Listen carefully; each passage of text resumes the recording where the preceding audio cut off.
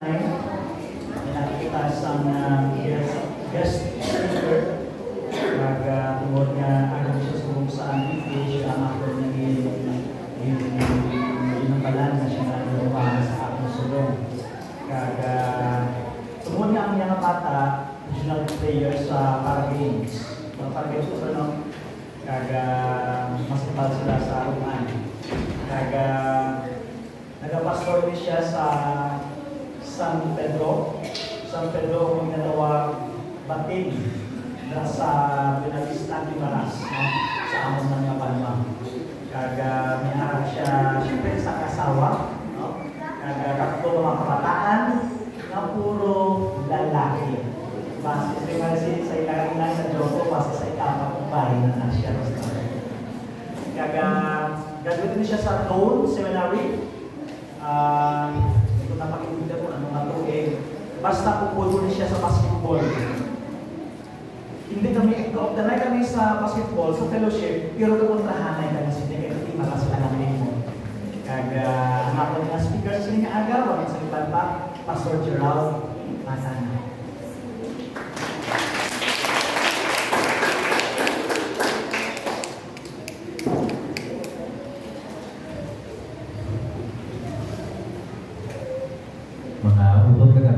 May umaga sa tanan. Pasalamat ko sa Ginoo sa sining opportunity nga mangin kaupod tapos sa bungaga kay actually na namin ano sa inyo kay naman ang inyong lugar is medyo layo lagawa sa sentro. Actually ang muna ng mga area ang muna ang mga tao nga tao sa sulod sa iglesia, sa mga amaw ng lugar. Ang mga tao, kung sa din una mismo, wala sila lagawan, that's why makakita sila sa simbahan. Ikalawa, na walang ladamang instructions. That's my point.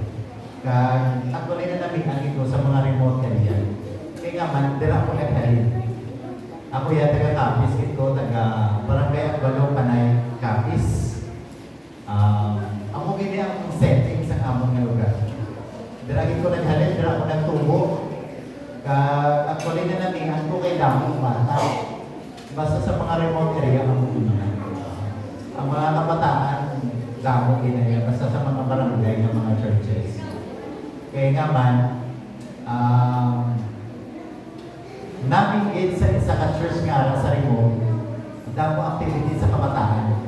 Kaya nga man, dira na sila nag-entertain. Una, no? Dira sila nag-entertain. Kag mabot sila ng entertainment na ina-provide sa church, ang muna nag-ahatag sa ila sa interest nga magkatlo sa simbahan. Una, actually hindi una sa Ginoo, no? Hindi una sa Ginoo sa mga program, sa mga activities, ang muna nag-ahatag sa entertainment sila. Until such time nga ang mga activities kaninin mo naton paagi sa silang mga activities in God's time, mag-work sila tayo po sa ating puno na ngayon na mapagod si Christ Jesus, ngayon na Diyos at manluluwas. I tell you, base ko din pareho maninang sakon. Ang tuloy sa una, bata pa po nag-attend sa Sunday School. 6 years old, 5, 6 years old sa kami sa church. Attend Sunday School, attend BBS. Ang munang program naman every Sunday morning. Pero, grabing Ginoo. Kaya wala, kumbaga, common natin, nga wala ina-expect nga ako lang maging pastor sa sunod. Kaya nagatindog sa inyo. Kaya ako ba na sa inyo, no? Actually, nalipay ko kanina, na damang kabataan. Kaya kung natawa ninyo, kung natawa natin ang kabataan, doon saban sa simbahan, no? Kamugin pa na. Kaya wala pa sila masyadong buwan mo. Wala pa sila gawakalan. But time will come. Kung ang binong mag-work sa ilang tayo pusoon, mangin-amo man na sila pag magsalan sa inyo kung ano ang susunod. Amen? Okay. Pasalamat ko for this opportunity na pupunta ako ng family. Though hindi man ninamon, pero doon practice na lang ninamon niya ng misis, nga kundi ng isa dito ng tanan. Kundiin ko, kundi na sila yan. Pero kung may mga time din man ito tama naka-good life, kaya mo na ako lang or pila lang kami ng galakad. Kaya pasalamat ko kay kami nga family pata na makaminister sa inyo subungan daw. Kaya hambal lagi na ni Pastor Ernel nga medyo lingkod lang sa magwali. That's why, bago tinakpan nyo kanina guest ako, kakapongga ko yan sa microphone, wala din ka mo mahimo. Kaya kung gusto ko sa pag-ambal, kung tila ka oras, okay lang? Basi, sobra wala 30 minutes ka, hindi nyo na ako pag-patching. Basi patchan nyo kung na microphone. Pwede man ka mo amat-amat na medyo nakatahat para ma-enjoy. Okay? Pero sa akong taging gusto ko na ipahigit ko na makaminister sa inyo sa bungaga. Actually, hindi iniwan si Pastor Ernel sa akon. Sister sa o kontiya ni Pastor Keith, no? Ari ng Teresitita. Kaya nalipay man ko makilala, mamet naman sila. Actually, din message ko kung tago kinagaligan si Pastor Keith. Kaya nga man, sila na ni JM ang nagahimo sa mga jerseys namin mo. Pagkatapos, may mga players sila kasi Pastor Keith, in charge na sa coach na sa basketball, volleyball dito sa Barangay Salvacion. May mga grupo na siya sa Milo, nagligan na nagato sa Gimaras. Ang alam sa ilang nating is Crosspoint. Ano nga mag-player din sa regional. Sige, picture na ito sila rin po na ako ng bata. Pagkatapos sa parang tag na ako sa iya. Mga players. No? Kaya na ito yung niliwan sa ako. No? Hindi pa ko sa ako. Si Sir Dira sa likod, kataga, nga naga-udo, nilisubong. No? Burwagga. Taga-Burwagga. Okay. Sa kalimpo ka na nagasubong sa. Okay. Taga-Parotak Beho mo na sa ganito. Hindi na ko matugay, palibog ka sa inyo mga Bible, dito sa Book of John, chapter 15. I believe that this passage is very familiar sa atong tanan. Ang akong design is to remind you sa sinaintinalahan sa puno sa Ginoon, I hope that the Word of God will speak to you in a very special way. John chapter 15, verses 1 to 8. Pagkabasahon ko lang ang verse 4 and 5. Pero karon sa inyo, pagkabot sa inyo pala, pwede nyo din ma-review sa pagbasa ang verses 1 to 8. Magabasa ko din verse 4 and 5. Or mag-start na lang ako verse 1 to verse 5. I am the true vine, and my Father is the vine dresser. Every branch in me that does not bear fruit, He takes away. And every branch that bears fruit, He prunes, that it may bear much fruit.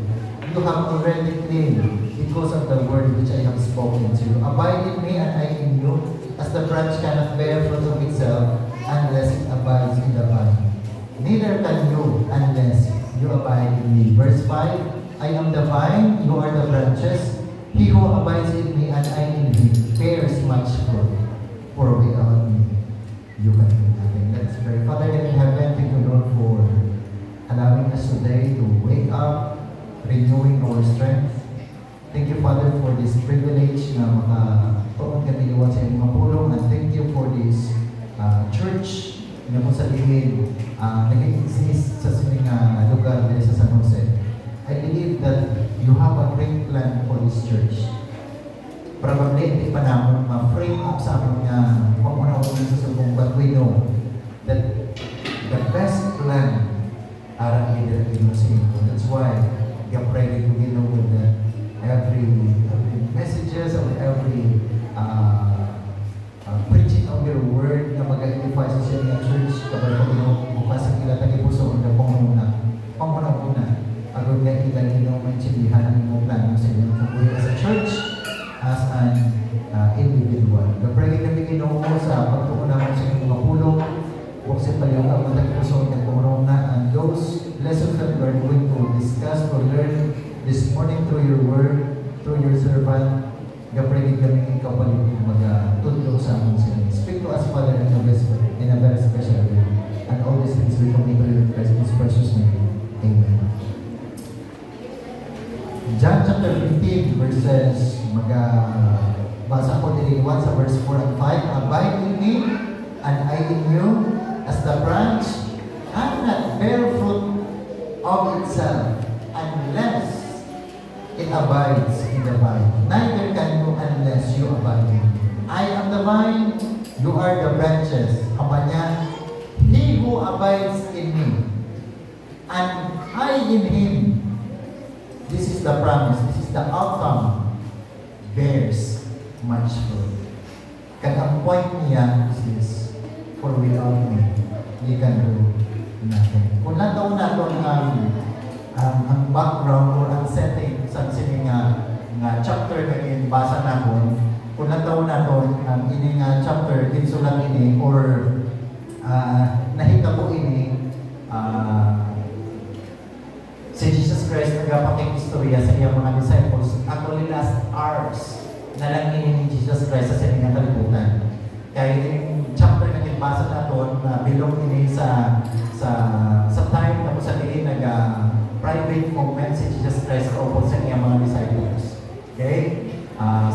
Kung nataon natin, nag-celebrate sila sa Passover, dito sila sa may upper road, dito in-institute ni Jesus Christ ang Lord's Supper. Kaya dito naghambal si Jesus Christ kung sino ang mabitray sa akon. Dito si Jesus Christ nag-promise kung sino ang ako magataliwan na sa siningang kalimutan for a little while. Ako magataliwan, but ako magabalik liwan. Siya rin nag-promise that maski ako magataliwan na, yet I will give you another comforter, the guide. Kapag sa diin, siya na ang mag-continuous na akong ginsuburan sa inyo. Physically, wala ako sa inyo, but in your heart, ako sa inyo. At this comforter, the promise of the Holy Spirit, ako na siyang mag-guide sa inyo to do the will of my Father. Kaya dito sa chapter 15, kung nataon natin, siya naghambal na kamo, na mga tumuluko, kamo ng mga anak, kamo ng mga disciples, illustrate niya kita sa isang kabay, makita natin ang metaphor diri. Ang metaphor about sa Ginoo, kag ang metaphor about sa aton. Gusto ko lang niya i-highlight ang chapter 14. Ang chapter 14, it speaks about our hope in heaven. Dira siya naghambal that in my Father's house are many mansions. Kaya dira siya nagsiling that maski hindi na ako maging tuupod, yet time will come, kamo pagkadali mo na ako sa inyo tinharian. Okay, our hope in heaven. In chapter 15, diri naman siya naghambal kung sino ang aton puling sa kalimutan. Kita sure kita mapalangin when we accepted the Lord Jesus Christ as our Lord and personal Savior. Once and for all, kung ina pagutangin mo na sa pagkabuhi, hindi na tayo ma-separate sa tubangan sa ating Ginoo. Kaya ina mag-promise ang ina nga paglaon sa kabuhi na wala katapusan. Sigurado ina niya sa Ginoo. Pero samtang nagkakabuhi kita sa siningang kalibutan, although nga ahala na si Kristo ang ina nga paglakop ahala na sa aton, initan anywhere mapatay kita, yet mga kabuhi pa kita sa siningang kalibutan, kaya wala pa kita yung kuha sa atong Ginoo. Mga kabuhi pa kita sa siningang kalibutan. May paglaon ka sa langit, pero may pagkabuhi ka pa sa siningang kalibutan. Kaya ang pagkabuhi mo sa siningang kalibutan, magadepende sa ginhalinan sa iyong paglaon sa langit at magaling sa pulong sa Ginoo. Amo na natin define nila ang word ng Bible. Basic instruction before leaving earth. As long na nagkakabuhi kita sa siningang kalibutan, the basis of our faith and practices must be found sa sining pulong sa atong Ginoo. Amen? Agree ba kita? Nga samtang nagkakabuhi kita sa siningang kalibutan, maghalin ang aton ginatuuhan ka kinakabuhi sa pulong lamang sa aton nga Ginoo. Okay? Kaya dito sa chapter 15, naghahambal our health as we live here on earth. Actually, summarize yan sa verse 5. For without me, you can do nothing. Kaya makita dahil natin ang kapalit-palit nga the phrases aba niya, abide, abide, abide in me. Magapabilin, magasunod, magaduel, dira sa aton na nganinmo.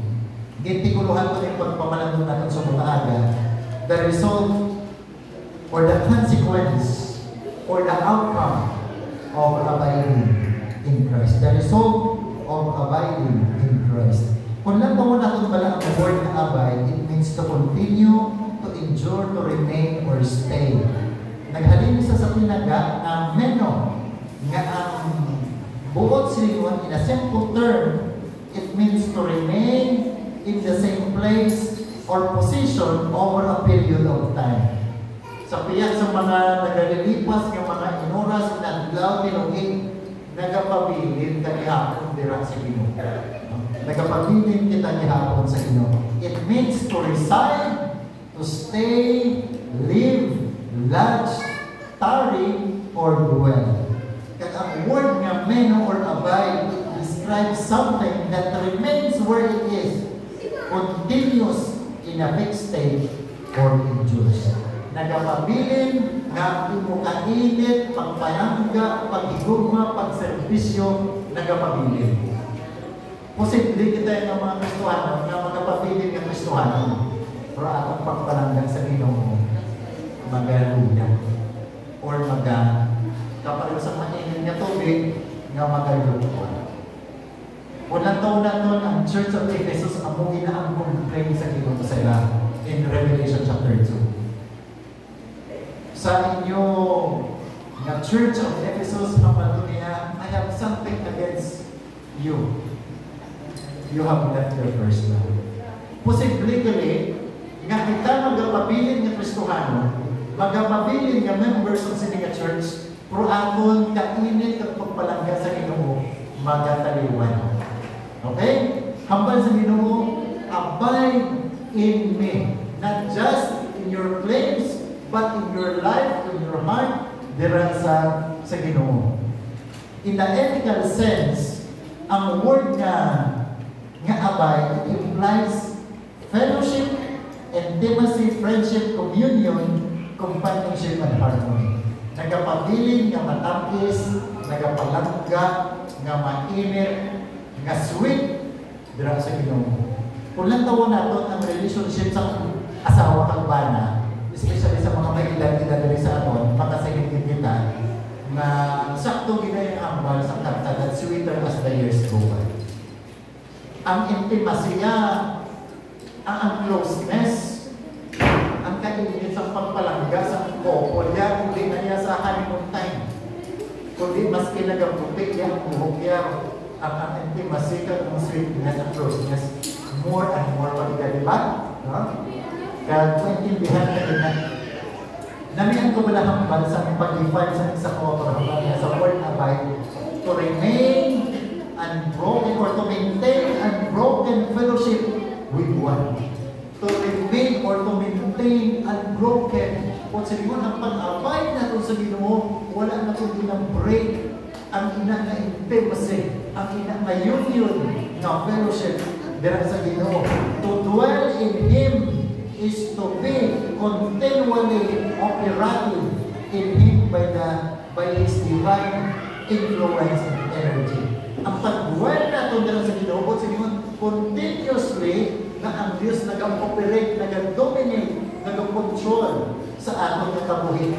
Maski may alam kita sa free will, na mahimutan na pag-gusto yan, because we abide in Christ, we allow Him to do His work sa aton, to do His will sa aton kabuhi. Kung lang taon natin ang example ni Jesus Christ sa iya relationship sa God the Father, ang pagkaya sa John chapter 14 verse 10. Selenia, do you not believe that I in the Father and the Father in me? The words that I speak to you, I do not speak on my own authority, but the Father who dwells in me does the works. Kita tanang ngayon yun? Kita tanang na submission ni Jesus Christ sa authority sa Diyos nga Amay?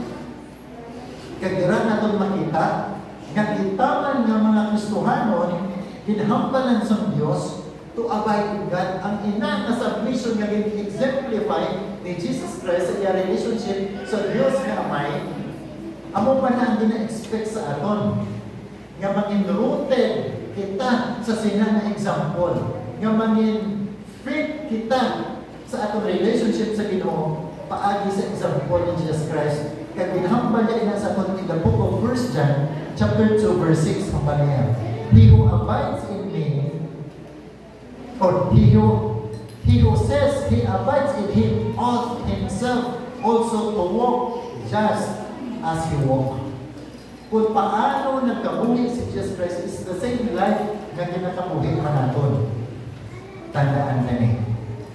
When we claim, sometime na nag-claim kita na anak kita sa Diyos, supposed to be nagkakabuhi man kita na nasa Diyos. Amen? Kung nag-claim kita na sumunod kita sa atong Ginoo, nagasunod kita sa Ginoo. Pero as human as we are, alam nila ang tendency. Nga kung kaisama, matapilaw kita, masaintra kita sa entertainment sa kanyang kalimutan. Pero nagabalik sa Ginoo. Amen? Nagabalik sa trap. Nagplastar sa Ginoo. In 1 John chapter 3 verse 6 ang paniya, he who abides in him does not sin. And whoever sins has neither seen him nor known him. Very interesting sa pagkakabala ko siya ang word ng abide or abiding. It reflects the goal of Christ-likeness. Ang goal sa Christ-likeness, ang goal sa Christianity, ang goal sa discipleship, ang goal sa church is to be like Christ. And that is the point of abiding in Christ. We abide in Christ because we want to be like Christ. Damo lang, Romans 8:28-30, 2 Corinthians 3:18, Galatians 4:19, Ephesians chapter 1 verse 4, chapter 4 verse 13, 1 Thessalonians, so on and so forth. The goal of abiding is to be like Christ, to dwell in Christ and to be like Christ. Kaya pamangkot, when we abide in Christ, what is the result? Ano ang outcome kung nag-dwell kita sa Ginoo? Una mismo, makita ina natin sa verse 4 and 5. Sige niya, abide in me and I in you. As the branch cannot bear fruit of itself unless it abides in the vine. Ang isa sa Kristohanon, imposible maging fruitful sa iya spiritual life. Ang isa sa Christian na nag-claim ng Kristohanon, pero wala nagpabilin, wala nagasunod, wala nag-abide sa Ginoo, kanang bear fruit. Posible, galing naman Christian kita, pero fruitless Christian din. Ang hamal niya, abide in me as the branch cannot bear fruit of itself. For an example, ang inay mo lang ang pula. Hindi ka mo ma-offend sa ako na, listingan ko lang for the sake of illustration. Kaya kapatay mo ni Japon. Wala ibigay po. Sa ako na bilog isang tinatanong. Pagkatapos doon. Okay. Ang pamangkot, magkapamaglang pa ni. Ang matapusin ihapoy sa basurahan, pagkatapos malaya. Okay? Hindi pwede nga ang Kristohanon wala nagatapik sa Ginoo. Dapat nag-abide sa Ginoo. That's the point.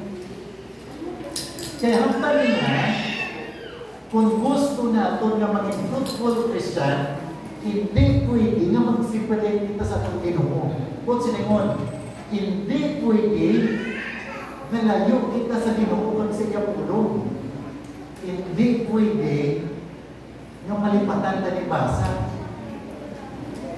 Kagapon ang mga ako na mga kabataan, katagat na kapag assignment na. Sukton kita mo ni Pastor Ernel. Memorize so kita ang kanta na read your Bible and pray the prayer. Kasi yung Bible. Sakto din ang ginambal sa sinagambaan. At amo din ang ginambal sa sinagambaan. passage.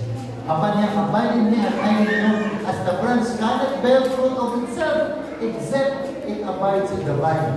Hindi pwede nga mag-separate ang hindi nga branch, ang isa ka Christian, sa Ginoo nga ako na ang source ng tanan. Kaya ba niya, I am the vine, and you are the branches. Ako ang puno, ako ang sanga. Hindi pwede nga ang sanga, separate sa puno. Kahit kung hindi separate na, at isunod na lang sa kanyang ninamba sa following verses. Kamali, I am the vine, you are the branches. He who abides in me, ihalikan ko lang ang phrase na ninamba sa verse 5. He who abides in me, and I in him.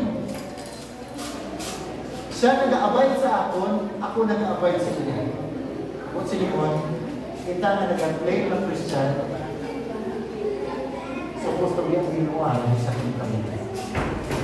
Sa atong mga kinahambal, sa atong mga plano, pinapaminsag, sa atong mga actions, aral ni Ginoo. Hindi pwede na ang atong heart sa Ginoo para ang mind wala. Mark chapter 12, 29 to 30. Love the Lord with all your heart, with all your mind, with all your soul, with all your strength.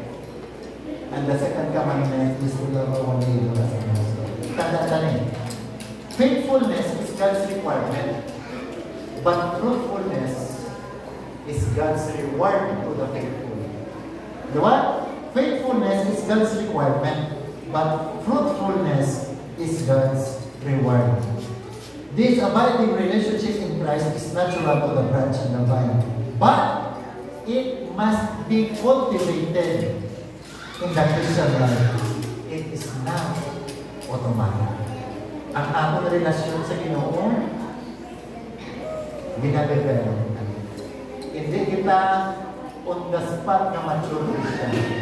We are on the process of day by day nga kabuhi. Nga ginatugutan tag Ginoo nga mag-change, mag-mature sa atong Christian life. And abiding in Christ demands worship, meditation on God's Word, prayer, sacrifice, and service. O, pastor ka bunday. Bunday magsimba, bunday magtuon sa puno sa Ginoo because busy ito, pastor. Pastor, daw wala na ko ganitan sa pagpangamulo kaya nagkakatulugan na lang ako. Bunday, pastor, mag-serve, it takes time, effort.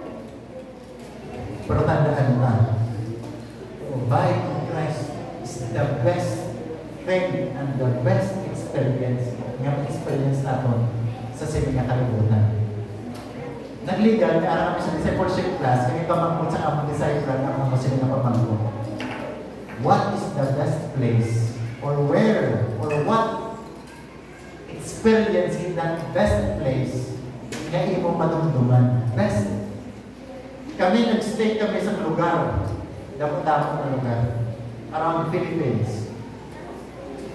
Nature, ang katapusan ng Barnya Sunset. Ang tao dumaan sa nature, dumaan sa creation. Pero kabalong ako, the beautiful person, and the beautiful someone, nga best pa sa mga ginagawang takatuan is God himself. Because He created the world. Ito, gaya ng tanan, the most beautiful one is God himself. Pinakatamis, pinakanami. That's why ang pag-abay natin sa Ginoo is the best and joyful experience nga ma-experiencehan natin dahil sa Ginoo.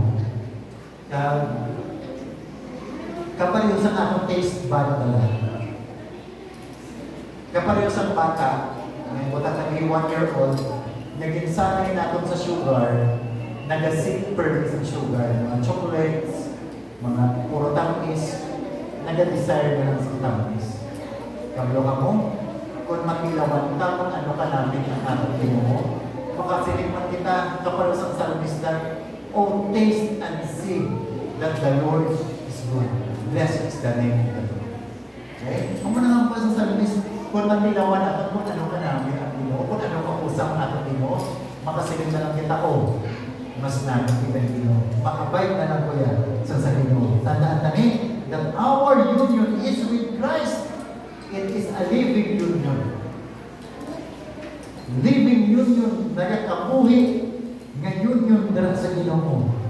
living union so we may bear fruit, a loving union so that we may enjoy Him, and a lasting union na maski wala kita kabalawag sa buwas or wala kita ginapulbahan kay aga ang ginong mo sa lasting union. Tandaan natin that fruit bearing is impossible without abiding. But fruit bearing is inevitable with abiding. Kung wala taga-abide sa ginong mo, mapudlayan ta maging fruitful yung gustuhan mo. Pero kung taga-abide sa ginong mo, tayo ka sa mga Christian life. Makita rin ang fruit. The quality and quantity of the fruit may differ, but the presence of fruit will be inevitable. Always remember that fruitfulness is not primarily a matter of what I accomplish. It is the result of our being in close fellowship with Christ. Kanamit sa siningang prayer, kapag closer let me claim my Savior. You're all sufficient vine. You alone can make me fruitful, blessed source of strength. Diba? Kaya mo na kami nakikanta sa mga young people sa special number. Tandaan if we are a fruitless Christian, namin i-reminder sa verse 6, hanggang niya, if anyone does not abide in me, he is cast forth as a branch and is withered, and they gather them and throw them into the fire, and they are burned. Ining branches na ginkat sa Ginoo, wala ini nagamin sa mga Christians na nagtalikod sa Ginoo, kundi amuni ang mga professing Christians. Nag-profess that they are Christians, pero kinakabuhin wala na sa Ginoo. Okay? They profess that but they don't possess Christ in their lives. That's why ang resulta sa kinakabuhin wala na sa Ginoo. Tandaan na niya. Fruitless Christian sa to say that they are useless Christian. Kapag pangit kita hindi kita mag-come up sa amunang kondisyon sa atong spiritual life. Ikaduha nga malay na ito rin. Kamain kita rin na. The result of abiding in Christ is, una, it brings fruitfulness. Ikaduha, abiding in Christ brings answered prayer. Verse 7, hambang niya. If you abide in me and my words abide in you, you will ask what you desire and it shall be done unto you. It is a promise for a productive prayer. A promise for an answered prayer. Ang word ba na ng ask is an active decision of the will. A conscious willing, and it denotes a more active resolution. What's the word na ask? Desisyon sang isa kamanong pangamuyo. Wala lang isa na pilitan, kundi iyan naging pamalandungan. Malawig siguro mapagpamalandong, basi isa kasi mana na pagpamalandong, sino mayaman abang doon na. Kapangayo advice kay nanay, kay tatay, kay pastor, sa mga amyan, ayan ako tulad mo. And in such time, na nakakam up sa isang idea, concrete na idea, kanang mo niya nag-pray, Lord, nag-pray ko sa kayo dyan. Kanang, in specific na pagkamayo. Kanang mo na yung word nga as active decision of the will. Pag-pray niya sa kayo dyan, hindi lang for a moment, kundi sige-sige. And in such time, kasi dyan, naginog yun na niya kasi tugutan sa sang Ginoo kabubot kon sa asta ma-discover niya na si John man kabubot kon para si John man kabubot kon sa Ginoo para sa iyang kabuhi. Ang word nga ask is in the aorist imperative which calls for dependence on the Holy Spirit to obey. Grabe naman. Kaya ang word delivery nga ask, hindi lang siya ng palayo, kundi aorist imperative. sa iya mismo, arakin ang kondisyon sa iya nagmusuon kang pamuna-una, hindi na ka. Hindi wala ko pa kayo, mga buyo mo. Hindi ako sinabi. Kundi, pamuna nga wala akong intindihan kung sisimang lambot kung sa dito sa akin, amo na ang rason na ako magpapangamuyo. Makita na ko na ang self-dependence, ang reliance dira sa Ginoo. Ang point ni Jesus, nga nagihambal niya ang verse 7, hindi siya nagatudlo sa aton nga ang pangamuyo is like daw pupos-pupos lang. Nga pag hambal mo, sabtong kadasan sa Ginoo hindi ang sinan. Kundi sa imo palang pagpangamuyo, kabalo, kagid, kung anong standard sa Ginoo mo sa imo nga pagpangamuyo. Example day, nagpangamuyo ka na Lord, pray ko sa butang kami, Lord, pray ko sa 4-wheel car. Pero kabalo ka, nga masarapan mo, stories lang. Pamatsyak mo, sabtong na ayan sa Ginoo. Ikaw man mismo, kabalo ka, hindi ka kabalo mga step of faith niya para sa akin. Kabalo ka mo, ang salat na kung nagsama sa isagin, ang salat na kung kaisa, hinahimot naman si Kiro ang atong Ginoo. Although ang saraman, di ba na sa Ginoo mo, pero hindi insakto ang atong paglantaw sa Ginoo. Doon hinahimot na sa Jimmy, Lord, maskin kabalo ka man, nga hindi mo ginakasarahan, pero gina-insist mo. Gina-insista. Kung nariyalasal mo sa puna ba, oriented kita sa mga verses mo. Na for God, nothing is impossible. Pero ginhambal na yung napasay sa na in relation na niya sa sa pagbata sa Jesus Christ, na wala din niya imposible sa Ginoo kung ano niya gusto himuon. Kung isa ginaglen naton na atihin mo kung man isang Ginoo sa akong wala man sa imposible sa iya. Pero base sa sala na kabubuton kapag imposible, no? In order na niya na mag-provide ang mong kinahanglan, hindi pa-pray ka sa imposible.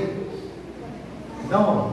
Kundi ka-pray ka sa mga imposible, kay kabalo ka, nga maski imposible na sa Ginoo mo, pero kay amo ng kabubuton niya, himo mo niya din. No? Makita nga na po pinalagin. Gapre kita kung kaisa, just to provide our needs. Pero, punta niya ako sila. Gapre kita, gabalo kita ng provider na sa Ginoo, pero gapre kita, na hindi lang para provider na ng kinanglan mo, kundi ang muli na niya, ang kabubuton sa Ginoo, at provider niya ng kinanglan. Makita ka kinalagin. That's the difference. Hambal niya, 1 John chapter 4, verse 15. This is the confidence which we have before Him, that if we ask anything according to His will, He hears us. Ang concept na ginahambudlo din ni Jesus Christ, if we abide in Christ, kabalo kita sa iyang point of view, kabalo kita kung nakapilay. Hambal niya, kung ano ang aton pangamuyo, He hears us. Why? Because ginpreta ang iya kabubuton. Ginpreta ang iya kabubuton. Verse 15. If we know that He hears us in whatever we ask, kapal niya, we know that we have the request which we have asked from Him. Kung insabat na sa ginawang pangamuyo, kung sige mong kabalungin ka, na itong ginpray ka, among itong kapubuton sa Ginoo. Okay? Prayers are answered. Growing out of that relationship of an obedient and dependent heart. Living the process and timing to God. Tanda ka that you cannot tell Him when to answer your prayers. You cannot tell Him how to answer your prayers, but He will answer your prayers when they grow out of this relationship. If we continue in abiding in Christ, Siguro kasi may mga prayer pakita na walang pag-isapan sa Ginoo. Kaya ang gusto sa Ginoo is obedience, abiding, dira sa Kanya.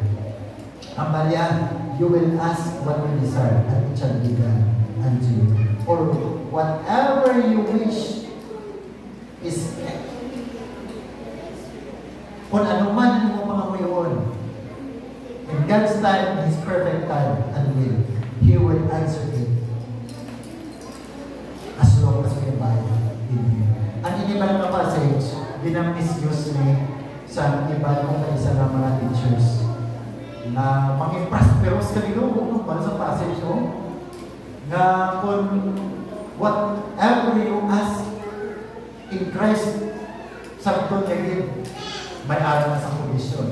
Kaya ang condition is to abide in Christ. Isa pa rin na passage, 1 John chapter 2 verse 22. And whatever we ask, we receive from Him because we keep His commandments. Din pa isang passage.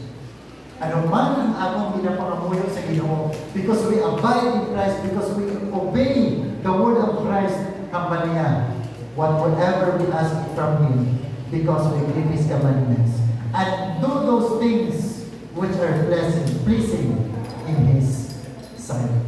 Gusto ko na i-quote nga pamuna-muna sa isang kapapansin niya. Here is the secret of prevailing prayer. God will not hear our words if we disregard His words. Kung gusto natin nga akong pangamulo kasabat kami, obey God's word because He will answer our prayers. The power in prayer is very much the gauge of our spiritual condition. And when that is secured to us in a high degree, we are favored to all other matters. Hindi kita man. Second to the last day. Ang gauge sa atong spiritual life kung kaisa makita sa sapat sa mga. Kaya kung gapangamuyo kita base sa kabubutin sa Ginoo, we abide in Christ. The word of Christ dwells in us, and because His heart, His mind dwells in us, ako man ang inahambal sa atong mga bibig.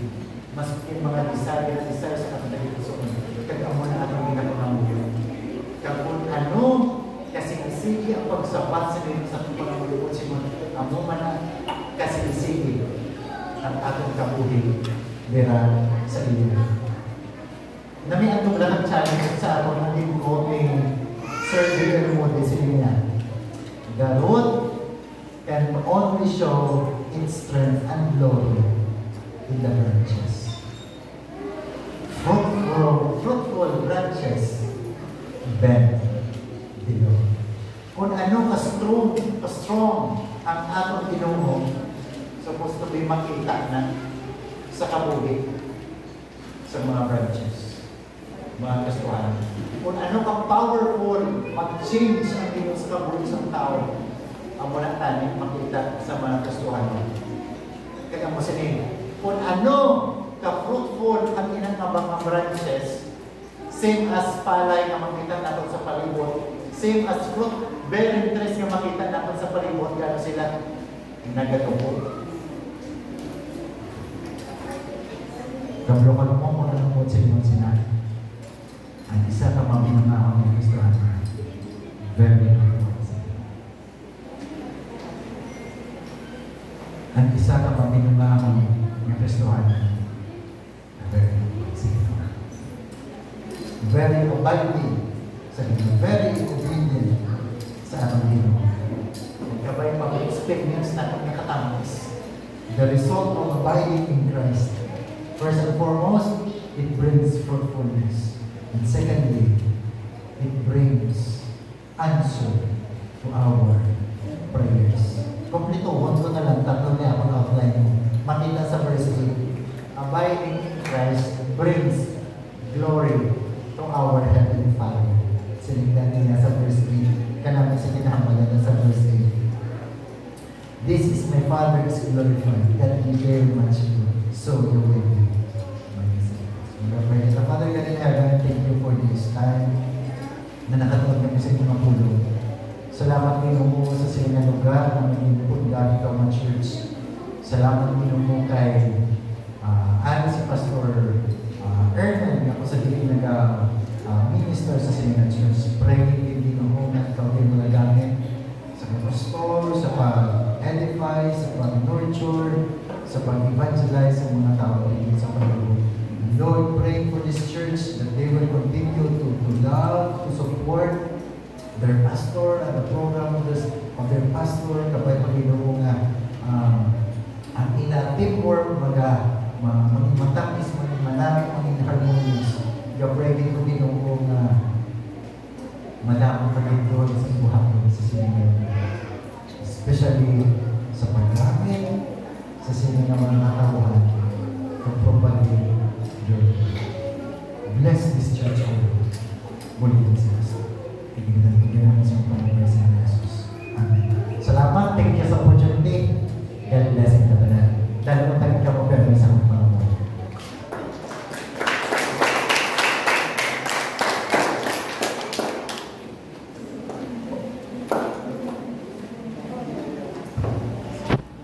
Hindi pastors ang matahong minsan sa policy.